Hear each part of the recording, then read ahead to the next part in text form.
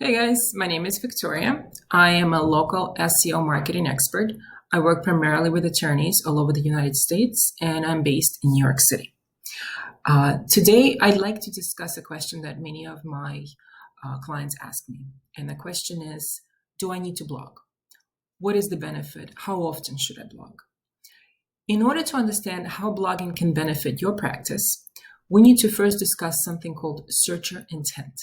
Now, if you're going to Google, chances are you're looking for one of several things. The first thing you might be looking for is just an answer to a question. For instance, you might be looking to find out how old would Marilyn Monroe be if she didn't pass away. How old would she be today? Or what is the longest bridge in the world? You might also be wondering what the common penalty is for DUI in New York, or how long does it take to get a divorce in California? In the last case, you may or may not be someone who is facing a divorce or a DUI charge.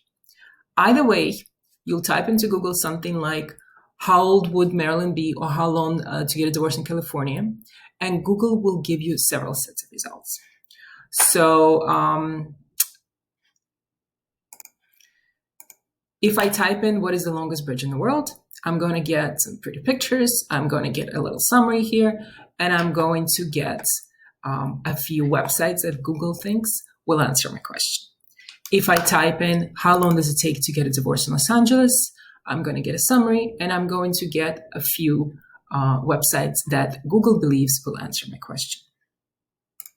So when you type a query into Google, Google will return a list of results that it believes are the most relevant to your search. Someone who is looking for, how long it takes to get a divorce in LA might actually be looking for a lawyer eventually. But by observing billions of users behaving the way they did, Google knows that this is not a person who is very likely to actually want to get a lawyer right now, right this very minute. When you're creating a blog post, you are answering an inquisitive question. You are answering a question from someone who may or may not be looking for an attorney in the future, but are probably not looking for one right this very minute.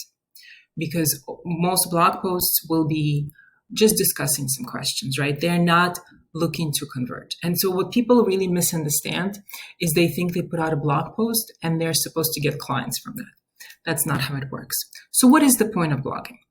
Let's look at a different searcher intent. If I type in best divorce lawyer in Texas, Google, from having watched millions of people, knows that I'm almost certainly looking for an actual divorce lawyer, right? So it's going to give me a very different set of results. It's going to give me some ads.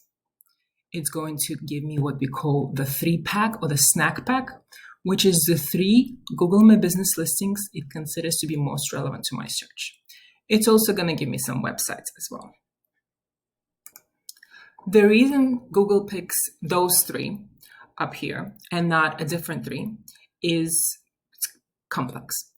It has to do with geography. It has to do with how well the website corresponds to user intent. It has to do with if you pick up your phone or not.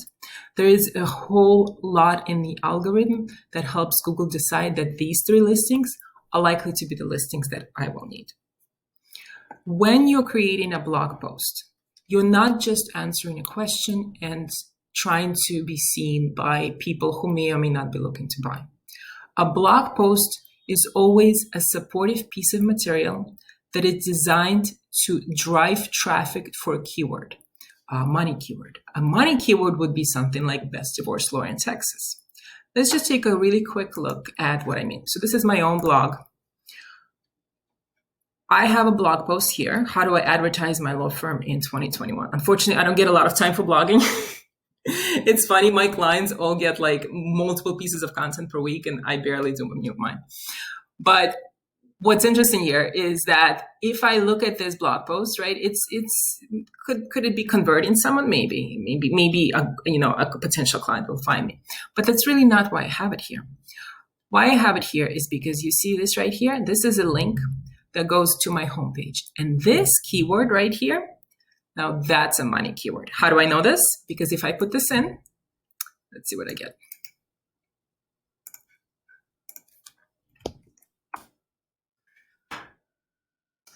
Marketing.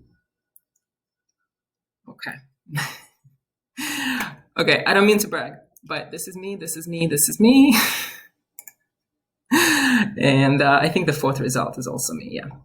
Okay, so this is a keyword and it is designed to, now if somebody puts in this, chances are they actually are looking for somebody to help them market their law firm, right? So when we are creating a blog post, we're creating a post that is supportive of our money page, and we're not creating something that's going to convert.